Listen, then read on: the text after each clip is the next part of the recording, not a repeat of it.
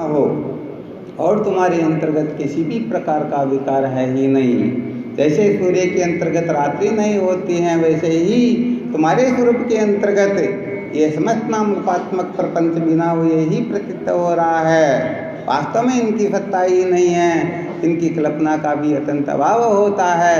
वास्तव में एक अद्वितीय आत्मा तत्व ही परमार्थ है और उस आत्मा तत्व के सिवाय जो कुछ भी देखने में, सूंघने में, चखने में, स्पर्श करने में आता है, वो सारा का सारा क्या है? सारा का सारा स्वप्नवत है। वास्तव में इनकी सत्ता है ही।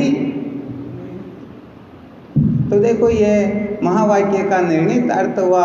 अब इसकी थोड़ी अपन व्याख्या करते हैं, इनका थोड़ा विचार कर लेते हैं।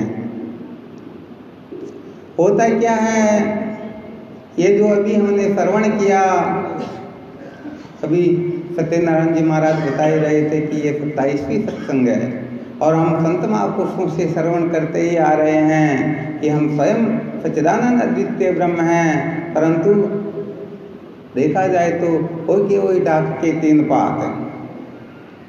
थोड़ी देर के लिए हम कल्पना कर लेते हैं और वास्तव में देह के आदि अनात्म पदार्थों को सत्य प्रिय रमणीय समझ करके इनके पीछे पागल हुए ही रहते हैं। इनका कारण क्या होता है, थोड़ा सूक्ष्म विचार करना चाहिए।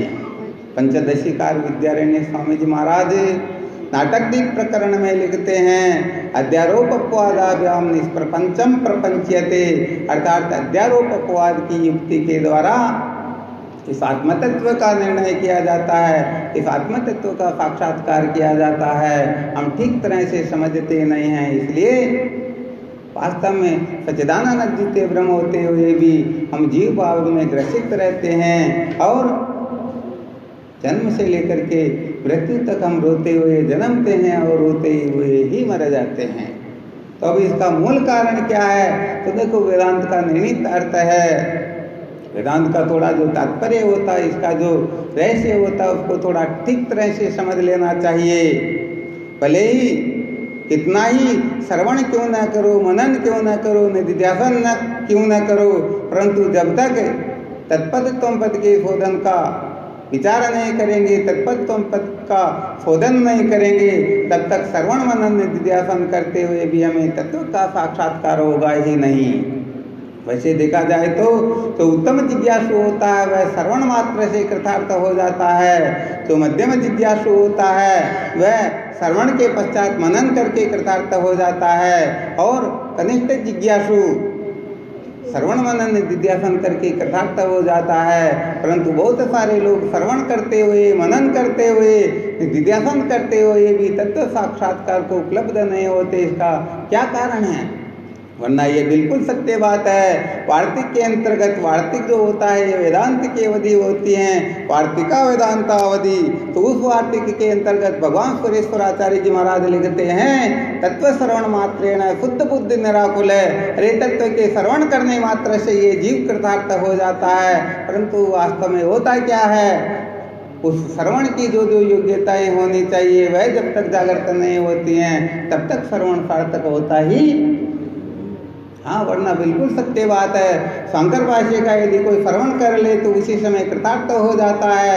यदि उसे कृतार्थ न हो तो फिर मधुसूदनी गीता का मनन करना होता है और फिर निधिध्यासन करना हो तो शंकरानंद जी महाराज की गीता का श्रवण, उसका ठीक तरह से स्वाध्याय करना होता है, तब जा करके ये ठीक प्रकार से निश्चिंत हो सकता है। वरना होता यह है कि केवल और केवल मात्र अनात्म पदार्थों को सत्य प्रिय रमणीय समझ करके अनात्म पदार्थों का सत्व महत्व निश्चय करके फिर ये वेदांत का श्रवण करना चाहे तो वेदांत वास्तव में प्रतिष्ठित होता ही नहीं। अर्थात बिना अहमर्थ के विचार के, इसके अहमर्थ का जो विचार है, अहमर्थ का जो शोधन होता है, ये वेदांत का मेरुदंड होता है। जैसे हमारा जो शरीर होता है ये मेरुदंड पर खड़ा रहता है और यदि मेरुदंड ही नहीं हो तो ये शरीर बैठा भी चल फिर सकता है क्या? तो ऐसे ही ये वेदांत का मेरुदंड होता है, अहमर्थ का विचार, मैं का विचार। हमने अनात्म पदार्थों के साथ में, इनके साथ में तादात्म्यपन करके हमने अपने आप को जीव समझ लिया। जीव समझने का मतलब जो होता है केवल मात्र इतना ही होता है। जब तक हम कर्तृत्व, भोक्तृत्व, प्रचिन्नत्व, संसारित्व और सद्वितीयत्व इन 5 बातों में से किसी भी बात को सत्य समझ करके बैठे हुए हैं तो समझ लेना चाहिए अभी हम जीव भाव से ग्रसित है। और अभी थोड़ी देर पहले बताया गया न कच्चित जायते जीव, वास्तव में जीव नाम की कोई वस्तु होती ही नहीं। अरे जीव की उत्पत्ति संभव ही नहीं है। ये जीव तो सचमुच में कल्पना मात्र होता है। वास्तव में जीव नाम की कोई वस्तु है ही नहीं, परंतु मानी मानी बंधन में आयो हम इस देह से तादात्म्यपन करके अनात्म पदार्थों को सत्य आदि समझ करके हम सचमुच में जीव बन गए। अर्थात जो कर्म इंद्रियों के साथ में संबंध जोड़ेगा वह अपने आप को कर्ता समझेगा, जो ज्ञान इंद्रियों को मैं मेरी समझेगा उनके साथ में तादात्म्यपन करेगा वह अपने आप को ज्ञाता समझेगा। मन के साथ में संबंध करने से भोक्ता होता है और बुद्धि के साथ में तादात्म्यपन करने से ये ज्ञाता होता है। ये सारा का सारा जीव भाव होता है। अतः भाई सबसे पहले नंबर की बात तो यह है, ठीक तरह से जो 3 शरीर का 3 अवस्थाओं का पंचकोश का विवेक नहीं करेगा वो भले आकाश पाताल का पता नहीं कितना ही कचरा दिमाग में क्यों न भर ले, समस्त शास्त्रों में पारंगत क्यों न हो जाए, परंतु काम चलने वाला वास्तव में है ही नहीं। अरे बंधन जो होता है उस बंधन का जैसे शादी ब्याह जो किया जाता है कानून कायदे से किया जाता है, तो तलाक जो देना होता है वह भी कायदे कानून से देना होता है। केवल ऐसे कोई कहते जीव नाम की कोई वस्तु काम चलने वाला नहीं है, क्योंकि हमारे शास्त्रों के अंतर्गत जीव का कथन भी किया गया है। भगवान गीता जी में कहते हैं ममे वांसो जीवलोके जीवभूत सनातन। रामचरित मानस में तुलसीदास जी महाराज लिखते हैं ईश्वरांश जीव विनाशी, और श्रुति माता का कथन है ब्रह्म एवेदम सर्वम, आत्मा एवेदम सर्वम, चिद्विदम सर्वम, अहम एवेदम सर्वम। अर्थात ब्रह्म के सिवाय, आत्मा के सिवाय, ईश्वरास्यम इदम सर्वम, इनके सिवाय कोई दूसरी वस्तु है ही नहीं। तो ये बेचारा जीव भाव आ कहाँ से गया? तो देखो इस जीव भाव की हमने जो कल्पना की है, तो जैसे कल्पना की वैसे ही हमें इसका तिरस्कार करना होगा, इसका त्याग करना होगा। कोई ऐसे ही कह दे नहीं नहीं ये जीव है ही नहीं, तो भाई काम चलने वाला। हाँ यदि कोई अकल मुशेरी लगाए मैं तो बैठ बिना कोर्ट के कानून के अपने हिसाब से ही किसी को तलाक दे देता हूँ घरवाली को, काम चलने वाला नहीं, आपको जेल जाना पड़ेगा। तो देखो जीव भाव का जो अध्यारोप किया गया इसका तात्पर्य भी समझना होता है, और जब वह तात्पर्य पूर्ण हो जाए तब इस जीव भाव का त्याग भी करना होता है। जैसे कपड़े की मेल छुड़ाने के लिए साबुन की आवश्यकता होती है, परंतु विचार करके देखो मेल हटने के पश्चात क्या हम साबुन लगाते ही रहेंगे? क्या साबुन को हटाएंगे? नहीं। 3 प्रकार के मल हुआ करते हैं, एक कर्म मल होता है, एक माया मल होता है, एक बोध मल होता है। जो जीव 3 प्रकार के मलों से सम्यक प्रकार से विनिमुक्त होता है, समझ लेना चाहिए वही सचमुच में वेद वेता है, वही सचमुच में तत्वविद है। और ऐसे तत्वविद महापुरुष ही समस्त शास्त्रों की संगति लगा करके किसके लिए क्या होता है किसके लिए क्या नहीं इन सब का निर्णय कर सकते हैं, वरना तो पता नहीं कौन क्या कल्पना करता है कौन क्या। इस प्रकार से जीव उलझ करके वास्तव में सत्य से बहुत दूर भटक जाते हैं। तो होता क्या है कि अनाधिकार जो चेष्टा होती है वो सारा काम बिगाड़ देती हैं। अतः सबसे पहले देखना चाहिए कि वास्तव में मैं स्थूल देह में अटका हुआ हूँ या सूक्ष्म में या कारण में, मैं अन्वय कोश को सत्य समझ करके इसके पीछे ही पागल हो रहा हूँ, या वास्तव में सचमुच में मैं सत्य का जिज्ञासु हूँ। तो जो इन अनात्म पदार्थों को महत्व दे करके अटके हुए हैं भाई उनके लिए भी ब्रह्म विचार नहीं है, उनके लिए तो भी बहुत सारी कक्षाओं का उनके लिए उन कक्षाओं को उत्तीर्ण होना है, उनसे आगे भी बढ़ना है, और वास्तव में बंधन से मुक्त होने के लिए ब्रह्म विचार भी करना है। ऐसे देखा जाए तो जो साधक ब्रह्म विद्या की ओर प्रवृत्त हो गए, सचमुच में ब्रह्म विद्या की ओर प्रवृत्त हो गए, उनके लिए तो और किसी साधनों की आवश्यकता ही नहीं होती है, उनके लिए तो ब्रह्म विचार ही काफी है। परंतु जो ब्रह्म विचार की ओर प्रवृत्त न हो करके अनात्म पदार्थों में अटके हुए हैं, जैसे विरोचन आदि देह को आत्मा समझ करके बैठे हुए हैं, फिर उनको यदि ब्रह्म तत्व का उपदेश किया जाएगा तो वह ब्रह्म तत्व के उपदेश से केवल और केवल मात्र इस देह को सजाने के चक्कर में, मान बढ़ाई प्राप्त करने के चक्कर में अपने अहम की पुष्टि में ही लगे रहेंगे। जीवन ऐसे ही चला जाएगा, सत्य का साक्षात्कार तो होने वाला। हाँ तो भाई वास्तव में सत्य बात यह है कि ये ब्रह्म तत्व का जो रहस्य समझ में क्यों नहीं आता है। देखो इसके लिए छोटा सा सूत्र भी बता देते हैं। ब्रह्म जो है इसमें 4 अक्षर है। कितने हैं? 4 अक्षर। ब प्लस र प्लस है प्लस में, इन 4 को जोड़ देने से बनता है ब्रह्म। अब गड़बड़ घोटाला क्या होता है, पता नहीं कितने वर्षों से सुनते आ रहे हैं, फिर भी बात समझ में आती नहीं। देह आदि पदार्थों से वैराग्य होता नहीं, अनात्म पदार्थों के पीछे ही पागल होकर के पड़े रहते हैं। गड़बड़ घोटाला होता है 4 अक्षरों में से बीच के 2 अक्षर है, इनकी अदला बदली कर देने से। अदला बदली कैसे? वह प्लस र प्लस है प्लस में बराबर होता है ब्रह्म, परंतु र की जगह पर है और र की जगह पर र लगा दे तो क्या होगा? वह प्लस है प्लस र प्लस में, वह और है को जोड़ देने से वह अक्षर बनता है और रे और मैं तो है ही है, तो वह ब्रह्म क्या हो जाता है? वह ब्रह्म हो जाता है। और ये ब्रह्म फिर अच्छे अच्छों से भी निकलता। हाँ, इसीलिए वास्तव में श्रुति माता का कथन है, परीक्षे लोकान कर्म चित्तान ब्रह्मणो निर्वेदमायान नास्तिक प्रत्यय करते न तद्विज्ञानार्थम से गुरुमेवाभिगच्छेत स्मित पाणी श्रोत्य परमनिष्ठम। ये पूरी की पूरी प्रक्रिया होती है। इस प्रक्रिया के अनुसार जो चलेगा सचमुच में वह ब्रह्म तत्व का साक्षात्कार करेगा, और ऐसे नहीं चलेगा वह तो विरोधन हो जाएगा। बातें तो आकाश पाताल की होगी, परंतु उनका जो अहमत्व ममत्व है वो केवल और केवल मात्र देह इंद्रिय प्राण मन बुद्धि में ही लगा रहेगा। तो भाई बात यह है, ये वेदांत संप्रदाय जो होता है ये प्रमेय प्रधानवादी होता है। इसमें वस्तु का महत्व होता है, इसमें वक्ता का कोई महत्व होता ही।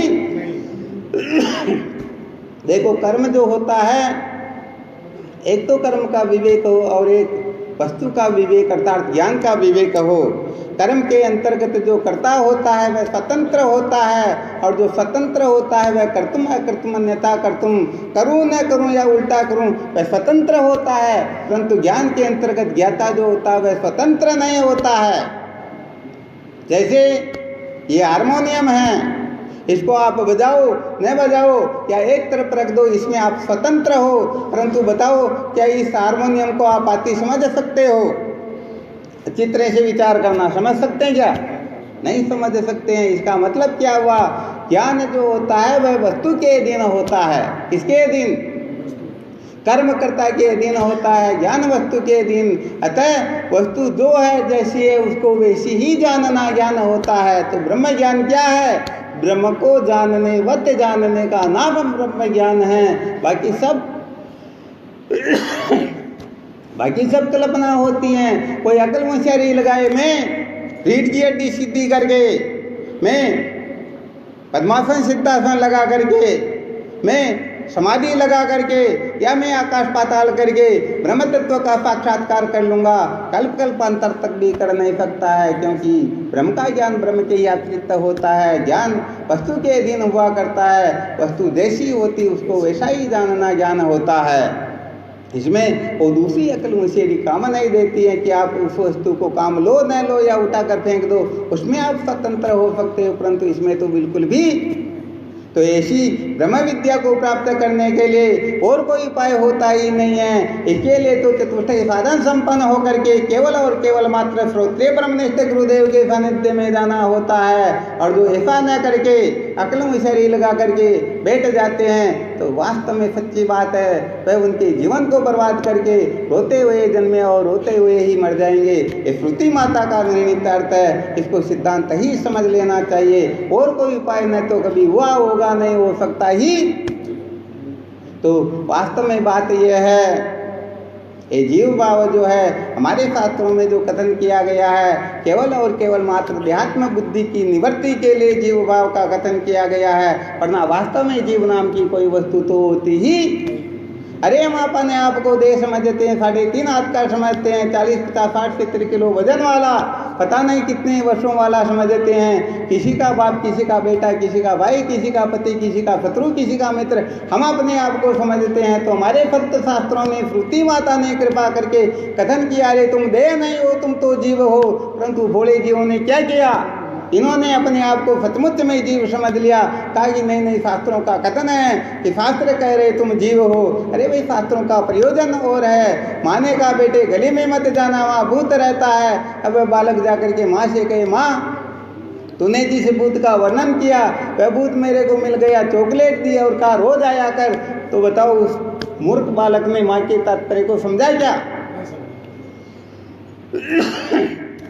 तो वास्तव में देहात्म भ्रांति की निवृत्ति के लिए ये जीव भाव का कथन किया गया है। जब तक देह में आत्मबुद्धि की निवृत्ति नहीं होती, अर्थात ये देह में हूँ, देह मेरा है, देह सत्य है, जब तक ये कल्पना दिमाग से नहीं निकलती हैं, तब तक अपने आप को जीव समझ करके चाहे भगवान का अंश समझो, चाहे भगवान का स्वरूप समझो, ऐसा विचार करते हुए मैं दृष्टा हूँ, मैं साक्षी हूँ, मैं कुटस्थ हूँ, इस प्रकार का विचार करते हुए अवस्था त्रय का, देह त्रय का, पंचकोश आदि का विवेक करते हुए ये मैं नहीं हूँ, मेरे नहीं, ये सत्य नहीं है, वास्तव में मैं मानी बंधन में आए, मैं तो वैसे ही बंधा हुआ हूँ, वास्तव में मैं इनमें बंधा हुआ नहीं हूँ। तो इस प्रकार से जो विचार करते हैं वो देह भाव से मुक्त हो जाते हैं। और जीव भाव से मुक्त होने के लिए तो फिर श्रुति माता के अनुसार अपने को चलना होता है।